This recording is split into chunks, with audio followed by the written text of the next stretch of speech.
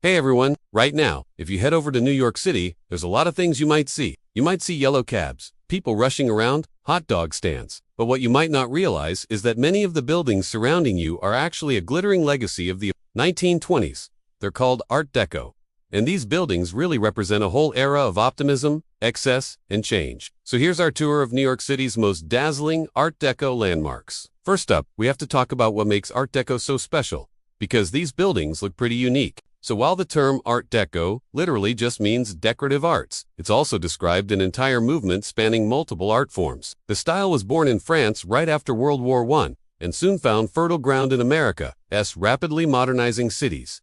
Art Deco blended several different styles together. It used the clean, strong lines of modern architecture, and combined that with the luxurious materials of the Gilded Age, the intricate patterns of Eastlake design, and then threw in some Egyptian and Mayan motifs as well. But all of this had to be packaged in a brand new way, which is why Art Deco has been described as machine-age design. Think roaring cars, fast trains, airplanes, speeding through the skies. The style uses a lot of zigzags, chevrons, and such. There's lots of rich materials: marble, chrome, gold leaf, inlaid floors, etched glass, and mirrors. But above all, Art Deco buildings stand out. They have sharp edges, and they're adorned with everything from delicate, floral patterns to bold geometric ones. And they're often topped with neon signs and other flashy lighting. This was a time when electric lights weren't just functional, but beautiful too. So it all added up to a style that was streamlined, futuristic, bold, glamorous, and unabashedly luxurious. And no place celebrated it better than New York City. Now let's dive into some of our favorite buildings. First up,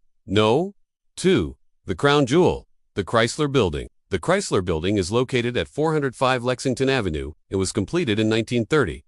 It was designed by the architect William Van Allen. When it opened, it was the tallest building in the world. Now, what makes the Chrysler Building so captivating? Well, aside from its stunning looks, there's a fascinating story behind its design. So, during the early 1920s, William Van Allen was approached by the president of the Chrysler Corporation, who wanted to build a skyscraper to show off the latest innovations in technology and automotive design. At the same time, there was a friendly competition going on with the construction of the Empire State Building down the street. So Allen knew he had to top the Empire State Building in order to claim the title of the tallest building in the world. To do that, he concealed the stainless steel spire inside the building's antenna. He tricked everyone by wrapping it in brown fabric and painting it to match the rest of the facade. And voila, when it was unveiled, the Chrysler Building soared to a height of 1,046 feet, snatching the title of the world's tallest building away from the Eiffel Tower. But the details on the Chrysler aren't just about the height. The gargoyles perched atop the building are modeled after the Chrysler hood ornaments. Inside, the Art Deco style is evident in every corner, from the shimmering stainless steel walls to the elevator doors framed by geometric metal. Upstairs, the 60th floor observatory features a huge mural titled Man in His Glory, which depicts humanity's conquest of the skies and transportation innovations. Overall, the Chrysler Building isn't just an architectural marvel. It's a celebration of American ingenuity, speed, and progress. The Empire State Building. Of course, we have to talk about the Empire State Building. So, coming in at a spry 1,454 feet, this building is hard to miss. It was completed in 1931 and was designed by Shreve, Lamb and Harmon. Now, what makes the Empire State Building so captivating? Well, aside from its sheer size, the building's design is a masterpiece of Art Deco style. As you gaze up at its iconic face, you'll notice 3 setbacks or terraces, which were actually inspired by New York's zoning laws. These setbacks provided additional space for windowed setbacks, which maximized natural light in the building. And they also created those famous flat planes that became an Art Deco staple. But it's not just the exterior that's impressive. Inside, the lobby features gold and aluminum reliefs depicting industry and the cosmos, further establishing the building's connection to the machine age. One last thing we have to mention is that original plans for the building included a mast on top of the tower specifically designed for airships. Now we know how that turned out.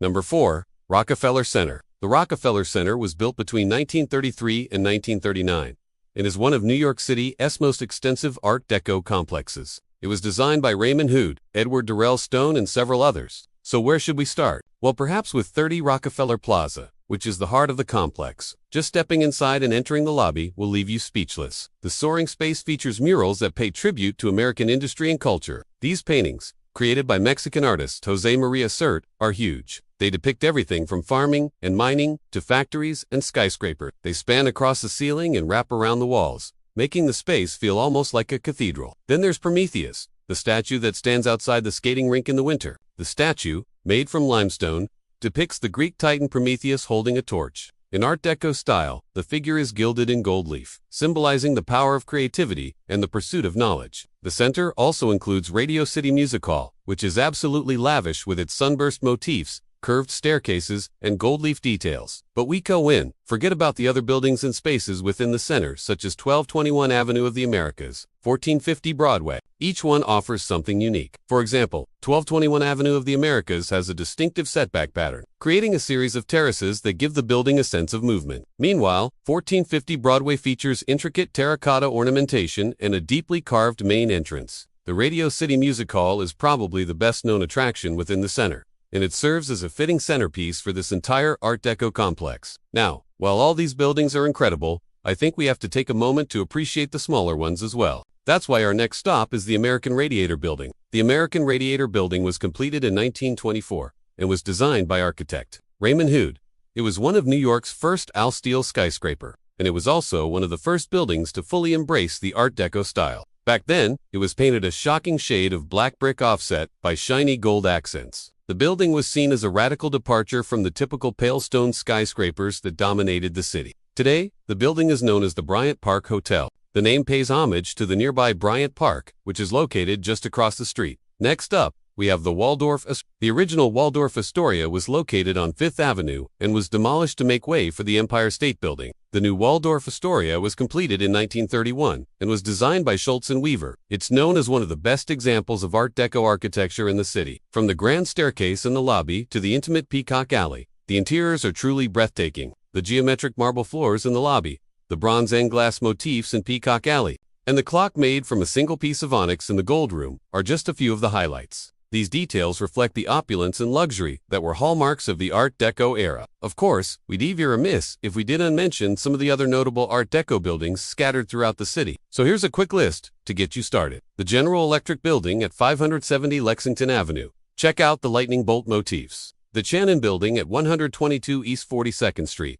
Look out for the terracotta ornamentation. The Daily News Building at 220 East 42nd Street. Don't miss the giant globe in the lobby. And the Carlisle Hotel at 35 East 76th Street. Admire the sleek, curved facade. If you want to learn more about Art Deco, there are plenty of resources available to help you explore this fascinating period in New York City's history. So what are some of your favorite Art Deco buildings in New York City?